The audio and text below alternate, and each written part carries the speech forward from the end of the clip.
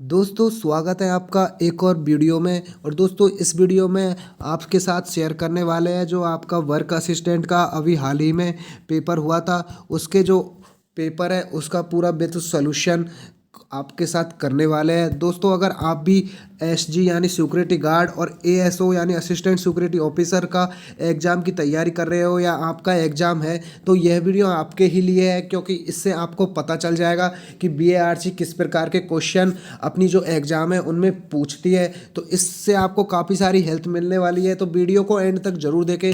अगर आपको वीडियो अच्छी लगे तो वीडियो को लाइक ज़रूर करें और चैनल को सब्सक्राइब कर ले, बेल आइकन को प्रेस कर दें जिससे कि आने वाली वीडियो की नोटिफिकेशन आपको मिलती रहे। तो आप इसमें देख सकते हो कि इसमें टोटल आपको 50 क्वेश्चन कराए जा रहे हैं, जिसमें आपके जीके के भी है, रीजनिंग के भी है और मैथ के, तीनों के पोर्शन आपको इसमें दिए गए हैं। तो चलिए क्वेश्चनों को शुरू करते हैं। तो जो फर्स्ट क्वेश्चन है वो है आपका कि हल करे। तो हल क्या करना है, इसमें लिखा गया है 2 × 36/3 + 30। तो इसमें जो लिखा है वो मैं यहाँ पर लिख देता हूँ, 2 × 36/3 + 30।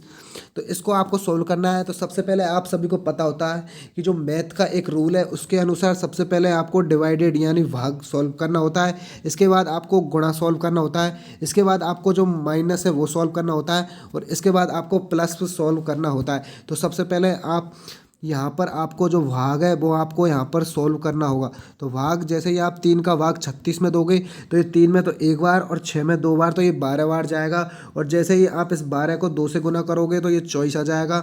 और इसमें जो +30 ऐड करना है तो इसका आंसर होगा ऑप्शन नंबर ए, तो 54 इसका आंसर होगा। क्या आप सभी का क्वेश्चन यह सही है?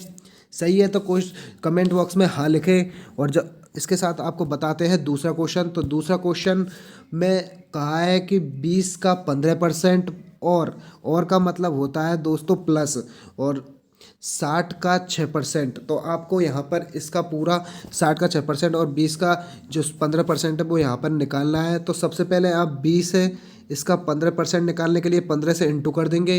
और आप सभी को पता होगा कि परसेंटेज निकालने के लिए आपको 100 से भाग देना होता है और फिर आपको प्लस कर देना है और 60 का आपको 6% निकालना है। तो जैसे ही आप 60 का 6% निकालोगे तो आप देख सकते हो कि 1 जीरो से 1 जीरो यहाँ पर कट जाएगी, 2 से ये कटेगा 5 बार और 5 से यह कटेगा 3 बार। तो इतना आप समझ पाए हो। इसके बाद 1 जीरो से 1 जीरो यहाँ पर कट गई और ये 2 से अगर आपको काटे इसे तो ये तो जाएगा 3 बार और ये जाएगा 5 बार और ये 5 और ये 3 और 6 मिलकर 18 हो जाएगा। तो आप इसको 18, अगर यहाँ पर 18 में आप 5 का भाग दोगे तो ये 15 में तो 3 बार चल जाएगा, फिर बचे 3 तो ये आ जाएगा 3.6 और 3.6 और आप यहाँ पर देख सकते हो यहाँ पर आपका 3 आया है। 3.6 और 3 को जोड़ते हो आप तो यहाँ पर आपका जो आंसर आने वाला है वो आने वाला है 6.6। क्या इतना आप समझ पाए हो? अगर हाँ तो कमेंट्स में कमेंट करके ज़रूर बताएं।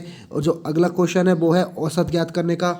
औसत ज्ञात करने के लिए आपको सिंपल मेथड आपको बता दें कि सिंपल मेथड इसका ये है कि अगर आपको कोई भी औसत निकालना है तो जितनी टोटल आपको संख्या दी गई है उनको सभी को जोड़ना है और टोटल ऑफ नंबर, जो संख्याओं की संख्या मतलब नंबर है कि कितने नंबर कितनी संख्या है, नंबर का मतलब है कि 1 2 3 4 5 6, तो यहाँ पर 6 तो आप यहाँ पर 6 को भाग देना है ऐसे, और टोटल संख्या का मतलब है कि इन सभी को आपको प्लस कर देना है। तो इस प्रकार को आपको औसत निकालना है। तो इसका औसत निकाल लेते हैं। तो औसत निकालने के लिए सबसे पहले आपको 32 से 43 को और 125 को, फिर 12 को, फिर 17 को, फिर 27 को, इन सबको आपको जोड़ना होगा। फिर इसके बाद आपको ये संख्या कितनी है 1 2 3 4 5 6, फिर इसमें आपको 6 का भाग देना होगा। तो चलिए जोड़ते हैं। तो जोड़ना आपको ऐसे नहीं है कि एक एक करके जोड़े, आपको सीधा ऐसे ही जोड़ना है कि 7 और ये 7 तो 14, फिर 14 और 2 तो 16, 16 और 5 कितना होता है 21, और 21 और 3 24 और 24 और 2 तो 24 और 2 होते हैं आपके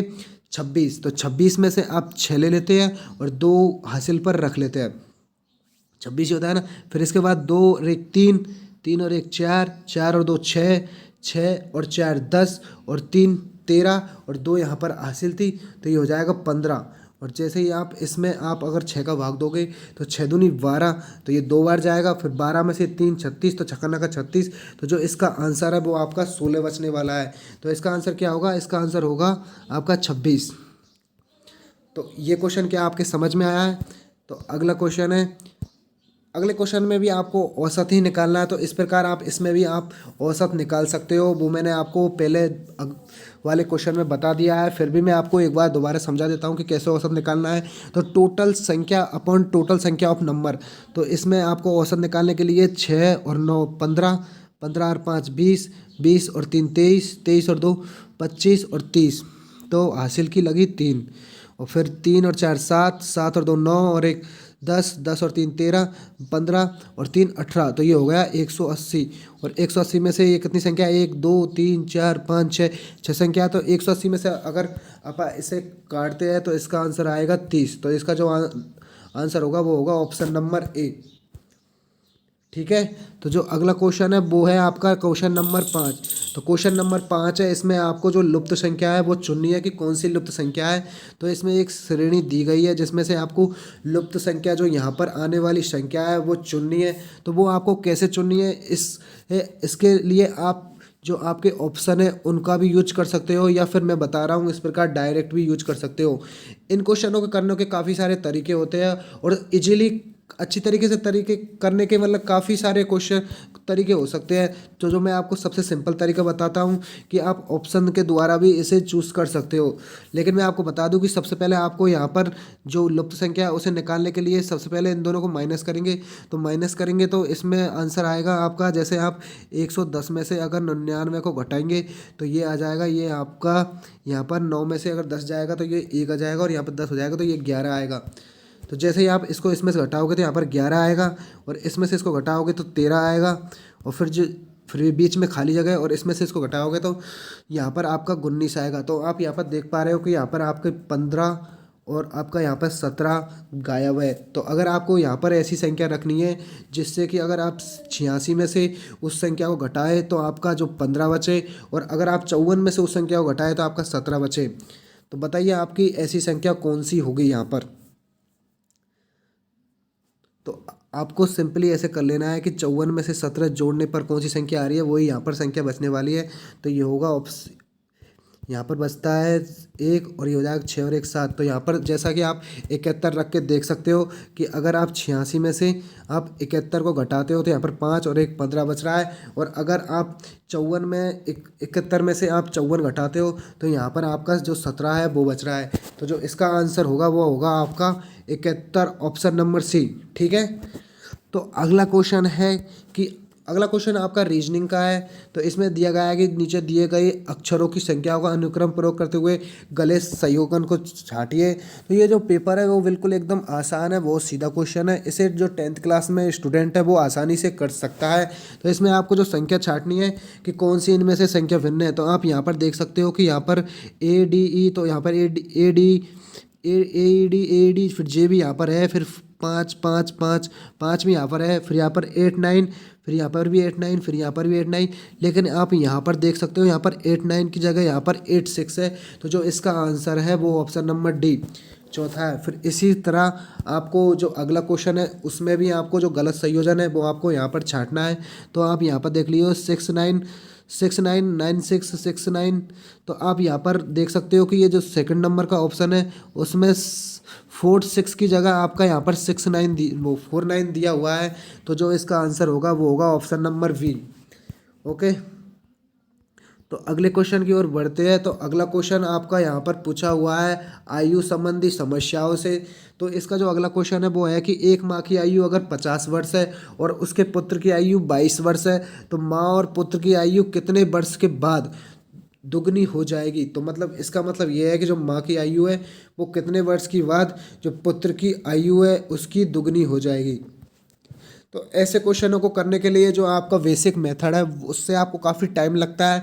तो इसके लिए आप डायरेक्टली आप जो ऑप्शन है उनको चूज़ करें। जैसे कि आप सबसे पहले ऑप्शन नंबर ए है, तो ए को लेते हो तो आप इसमें अगर ए जोड़ते हो तो ये हो जाएगा 54, और इसमें अगर ए जोड़ते हो मतलब 4 साल बाद तो इसमें हो जाएगा 54 की जगह 26। क्या 26 दून जो 26 है इसका दुगना 54 होता है? तो नहीं, तो इसका ये आंसर नहीं होगा। क्यों? मतलब इसमें बताया गया है कि 4 वर्ष बाद इसका जो उसकी माँ की आयु है वो दुगनी नहीं होगी, क्योंकि 26 दूना तो 52 होता है, लेकिन इसमें 2 साल बढ़ गए हैं। इसी प्रकार अगर आप बी ऑप्शन को लेते हो तो इसमें हो जाता है 55, और 55 में अगर और 22 में आप अगर 5 जोड़ते हो तो 27, तो 27 दूना तो 56 होता है, तो इसका आंसर ये भी नहीं होगा। अब मैं तो आपको समझा रहा हूँ इसलिए टाइम लग रहा है, नहीं तो ये ऐसे क्वेश्चन है जो आपके 10-10 सेकंड में होने वाले क्वेश्चन है।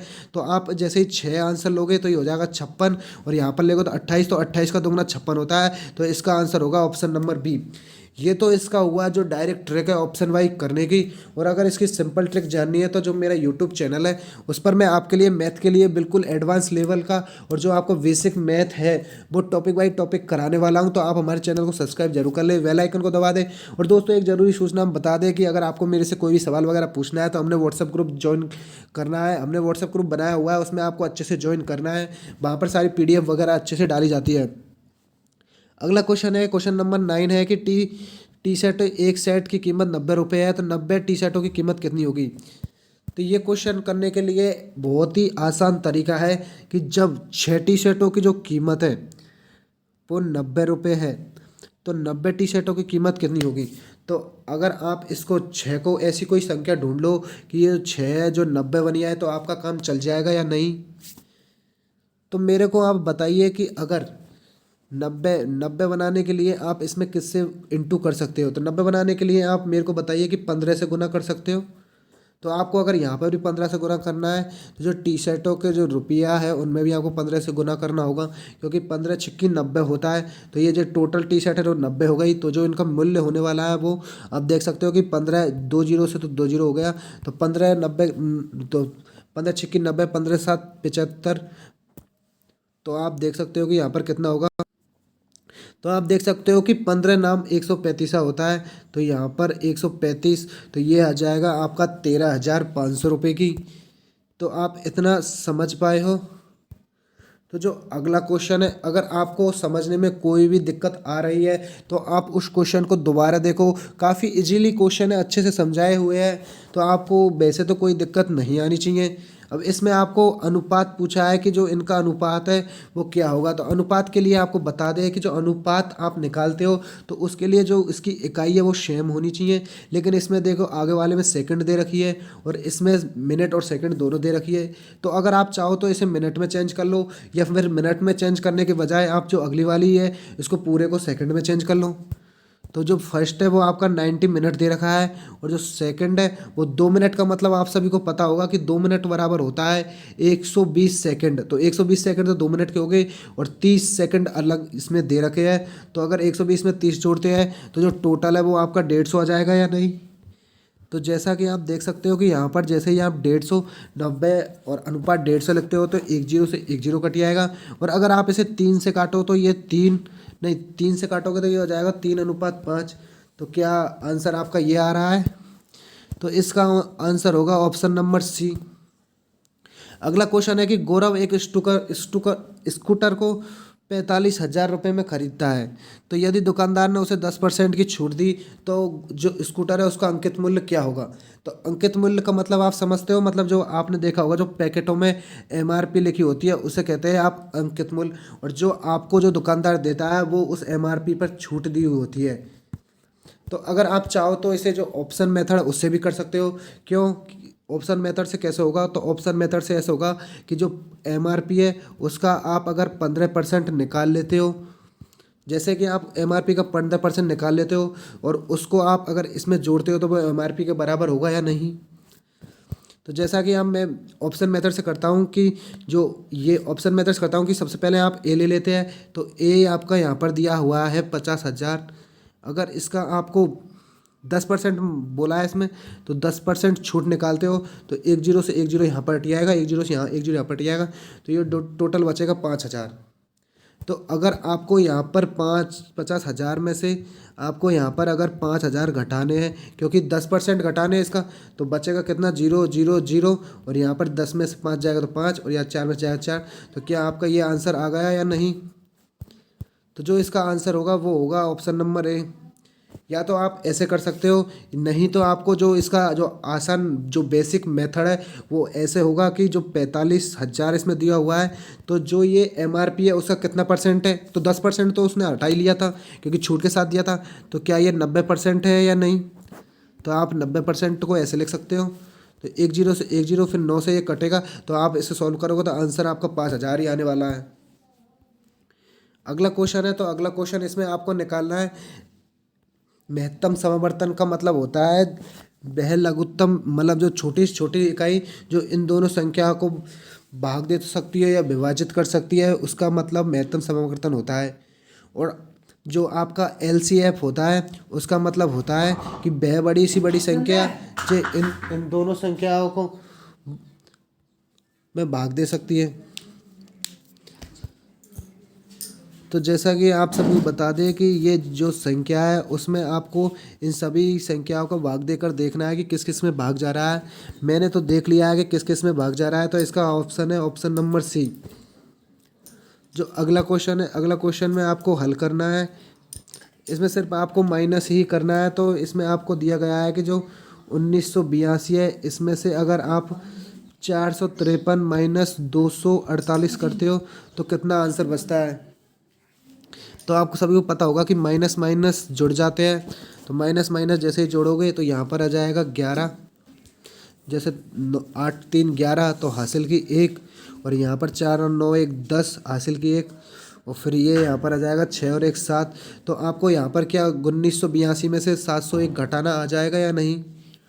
तो जैसे ही आप यहाँ पर घटाओगे तो आपको यहाँ पर 1281 यहाँ पर बचने वाला है।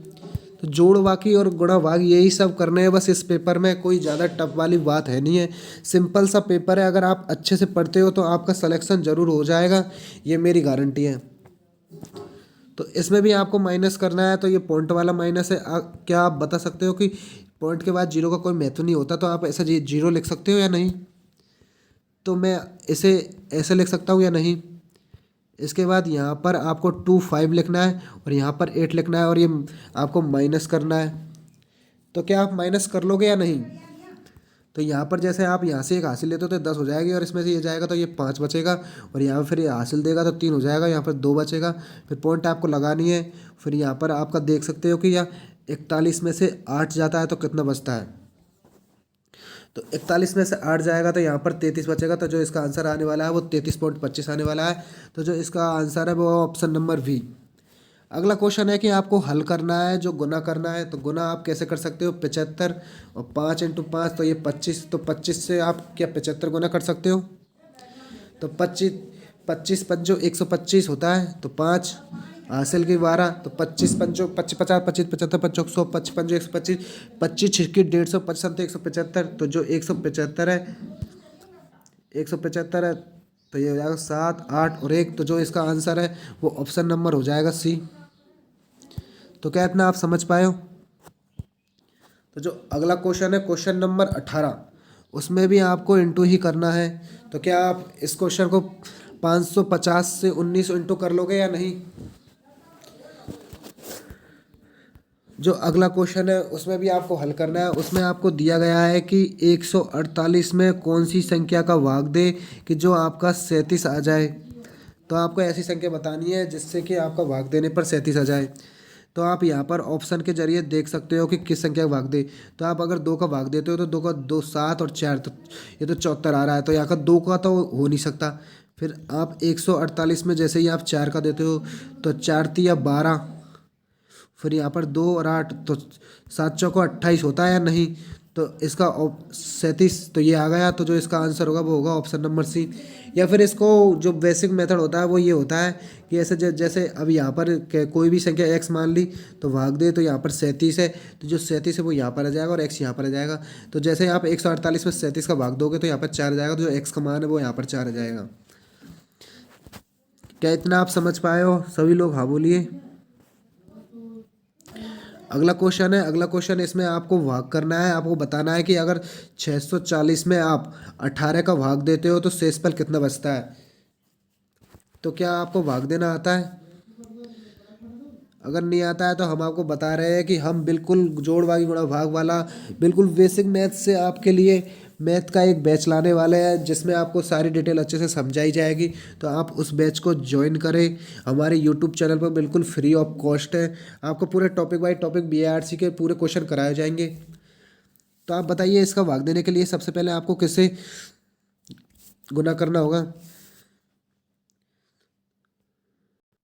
तो यहाँ पर थोड़ी जगह कम पड़ रही है तो मैं छोटे छोटे अक्षरों में आपके लिए लिख देता हूँ कि जब आपको 640 में 18 का भाग देना है तो क्या आएगा। तो सबसे पहले आप बताइए कि इसमें 3 का भाग चला जाएगा या नहीं।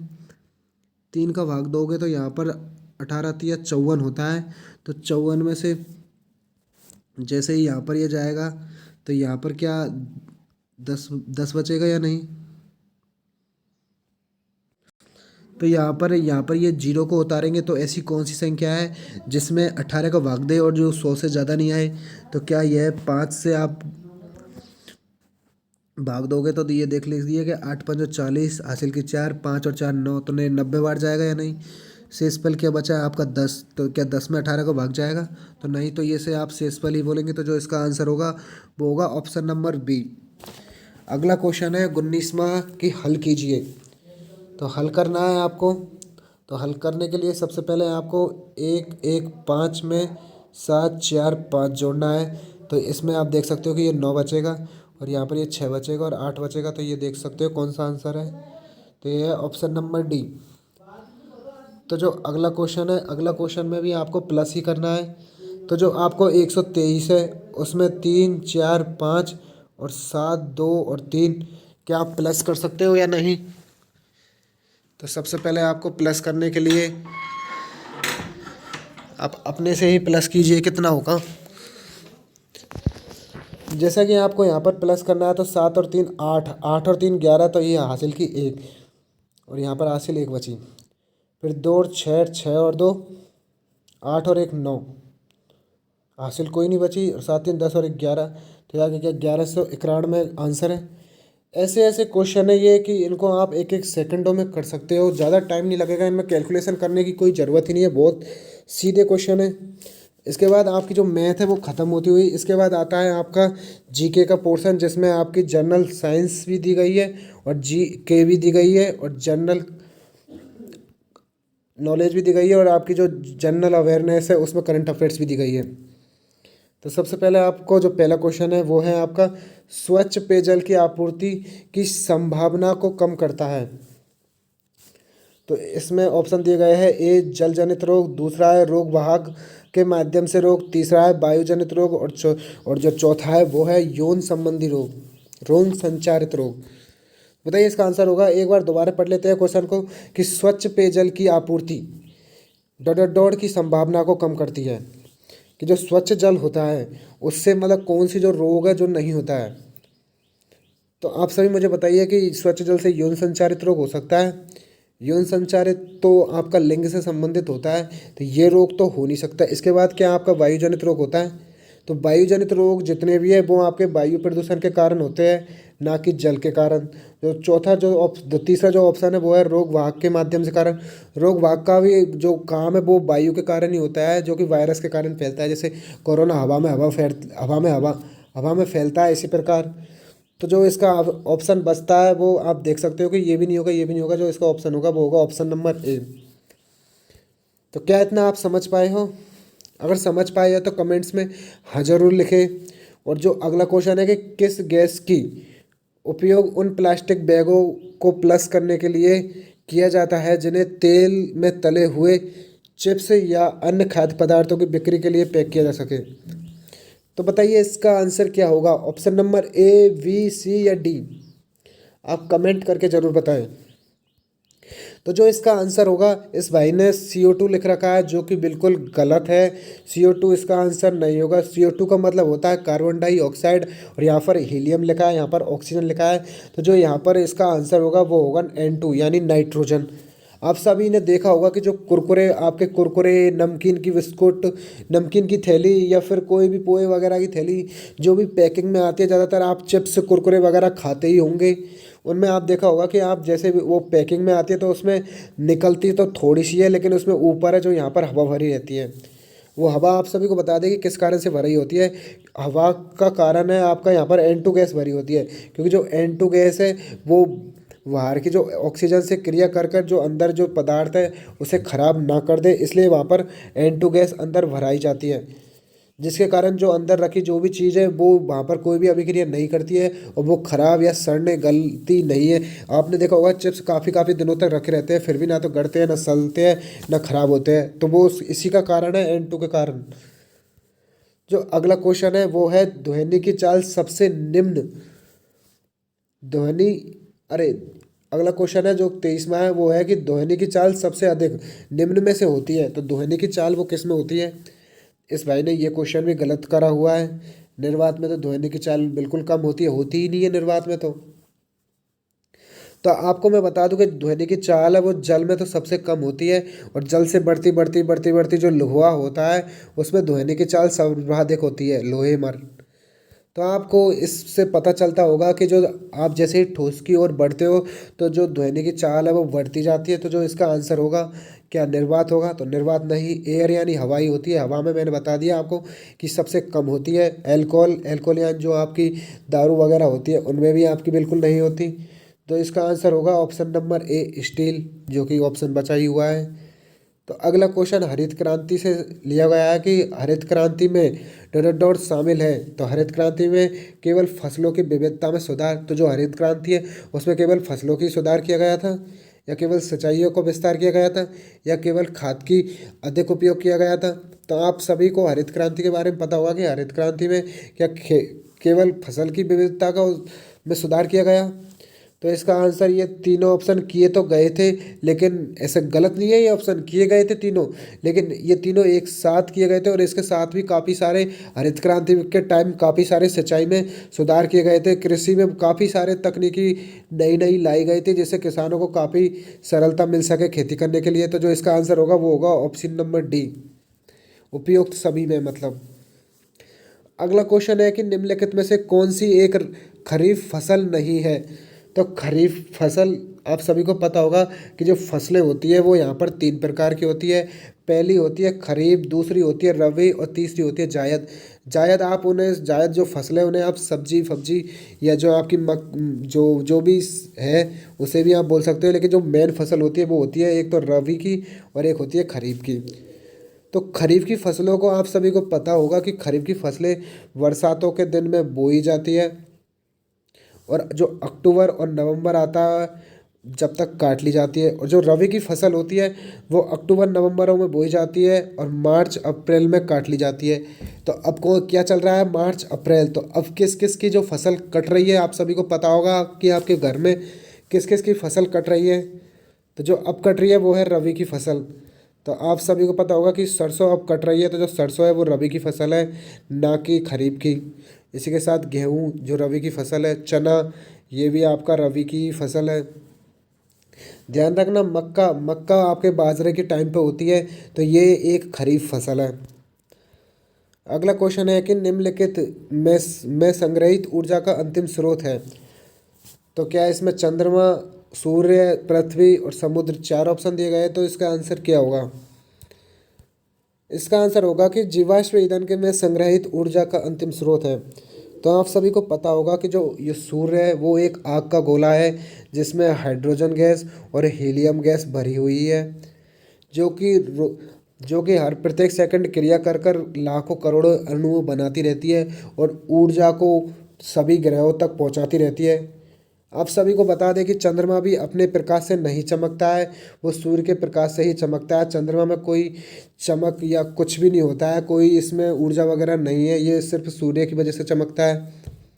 आप सभी को पता होगा कि जो पृथ्वी है सिर्फ इसमें गुरुत्वाकर्षण बल होता है, ना कि इसमें कोई सोर्स ऊर्जा वगैरह है।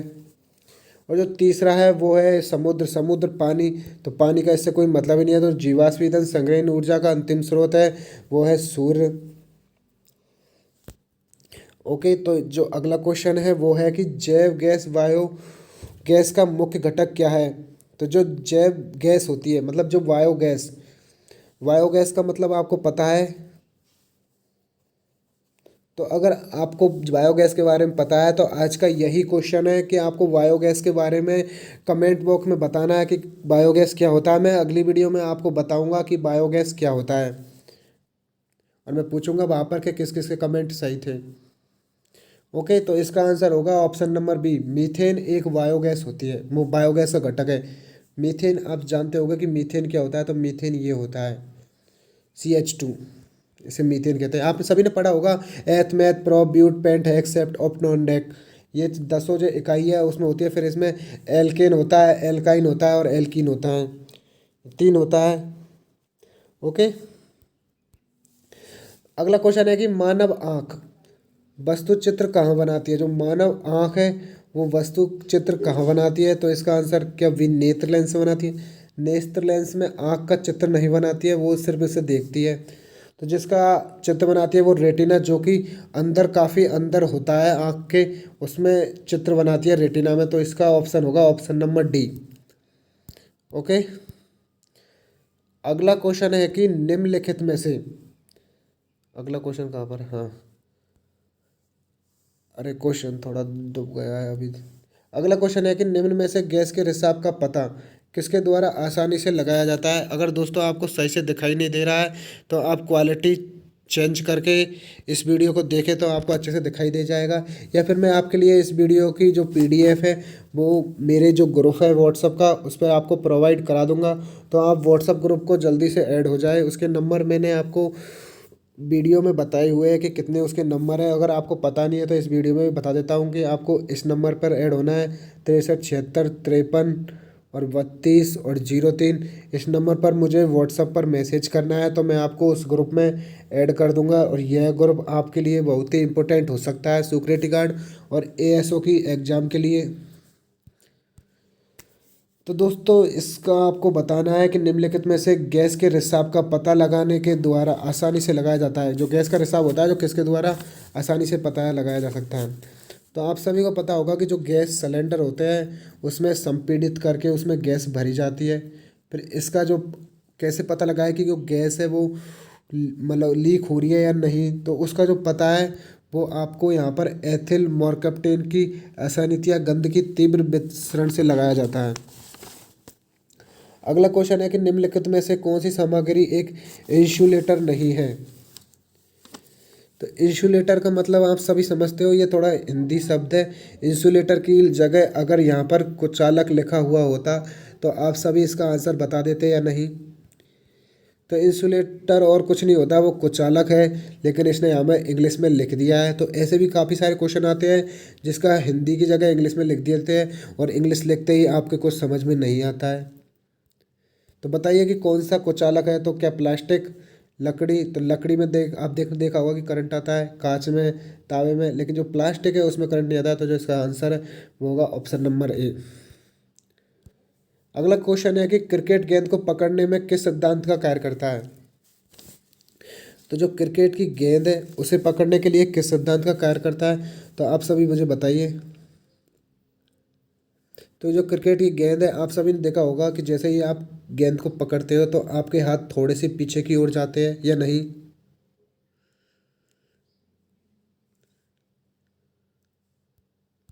जाते हैं या नहीं। जैसे ही आप किसी गेंद को पकड़ते हो तो आपके हाथ पीछे की ओर जाते हैं या नहीं। तो यह है गति के, जो गति है उसका सिद्धांत के कार्य का नियम करता है गति, जिसमें क्रिया प्रतिक्रिया का नियम है। ओके, अगला क्वेश्चन है कि बल व आघूर्ण को डॉट से परिभाषित किया जा सकता है। तो बताइए जो बल है और जो आघूर्ण है उसे किससे परिभाषित किया जा सकता है, तो इसका आंसर क्या होगा।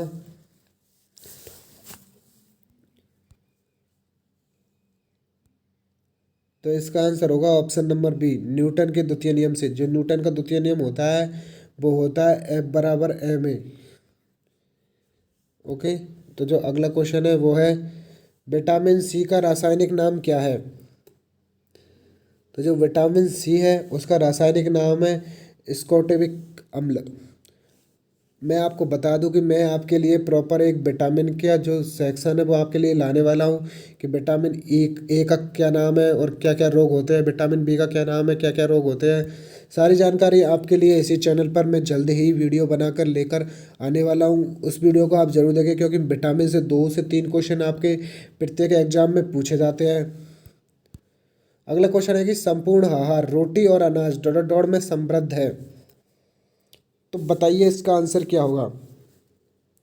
जो आपका संपूर्ण आहार होता है, रोटी होती है, अनाज होता है, और इसके साथ आप क्या समृद्ध करते हैं, तो इसके साथ आप पानी, वसीय अम्ल और अमीनो अम्ल। तो जो इसका आंसर होगा वो होगा ऑप्शन नंबर डी। अगला क्वेश्चन है कि निम्नलिखित में से कौन सा विटामिन जल में विलेय है। तो आपको मैं बता दूं कि जल में विलेय कौन कौन से विटामिन है। तो जो जल में विलेय जो विटामिन है वो बी और सी जल में विलेय है, जबकि जो आपका ए, डी और ई है ये वसा में विलेय है। ये बात जरूर ध्यान रखना, इससे एक ना एक क्वेश्चन आपके लिए जरूर पूछा जाएगा। तो वृद्ध महिलाओं में एस्टियोपोरोसिस मुख्य रूप से पाया जाता है, ये किसकी कमी के कारण होता है। तो जो एस्टियोपोरोसिस जो रोग है ये आप सभी को बता दूं कि ये रोग आपका हड्डियों में होता है। ज़्यादातर यह रीढ़ की हड्डियों में पाया जाता है। तो रीढ़ की हड्डी आप सभी को पता होगा कि रीढ़ की हड्डियों में वो हड्डी टोटल जितनी भी आपकी शरीर में हड्डियां हैं वहाँ पर आपका कैल्शियम होता है। आप सभी को पता होता है कि जो हड्डियां जो ये क्या काम करता है, मतलब हड्डियों में ऐसा क्या रोग होता है। तो मैं आपको बता दूं कि जो आपकी हड्डियां हैं वो टूटती रहती है और बनती रहती है। मतलब जैसे आप बड़े होते जाते हैं तो कोई आपकी हड्डियां जैसे जैसे बनती रहती है, तो जो ये रोग हो जाने के कारण ये हड्डियां टूट तो जाती है लेकिन फिर वापस दोबारा नहीं बन पाती, जिसके कारण आप और कैल्शियम की कमी आ जाती है इससे। जो इसका आंसर होगा वो होगा ऑप्शन नंबर बी। तो जो अगला क्वेश्चन है वो है नमक में आयोडीन की कमी से होता है। तो नमक में आयोडीन कमी से कौन सा रोग होता है बताइए। तो इसका आंसर है घेंगा। और नमक में आयोडीन की कमी से काफ़ी सारे रोग होते हैं, इसमें आप गर्भपात का रोग भी शामिल है, घेंगा रोग शामिल है, और भी काफ़ी सारे रोग होते हैं विटामिन नमक में आयोडीन की कमी से। नमक आप सभी को पता होगा कि नमक का रासायनिक नाम होता है NaCl, सोडियम क्लोराइड। तो विटामिन की कमी से होने वाले रोगों के ऊपर भी हम आपके लिए एक लेक्चर लेकर आने वाले हैं जल्दी ही। अगला क्वेश्चन है कि बर्फीले ठंडे पानी में भरे हुए गिलास की बाहरी सतह पर देखी गई पानी की बूंदें डोड के कारण होती है। तो आप सभी ने कभी महसूस किया होगा जैसे कि आप किसी बर्तन में कोई ठंडा पानी या बर्फ़ या कुछ भी जो ठंडी चीज़ है, जैसे कि आप जो कोल्ड ड्रिंक वगैरह पीते हो तो वो जो ठंडी होती है तो आपने देखा होगा कि उसके जो साइड में जो परत होती है वहाँ पर बूंद बूंद बूंद बूंद पानी की आ जाती है। देखा है या नहीं देखा। अगर देखा है तो कमेंट में हाँ ज़रूर बोले। तो ये जो होता है वो किसके कारण होता है। ये होता है आपका संघनन के कारण। आप सभी को पता होगा कि जो आपका ये वायुमंडल है इसमें छोटी छोटी छोटी छोटी पानी की बूंदें सभी जगह हुए हैं, लेकिन जैसे ही इस वायुमंडल में कोई ठंडी चीज़ आती है तो उसके कारण जो ये बूंदें हैं वो जो गैस है उससे दोबारा लिक्विड में परिवर्तित हो जाती है और ये इसकी सतह पर चिपक जाती है। तो ये जो सारी क्रिया है वो संघनन के कारण होते हैं।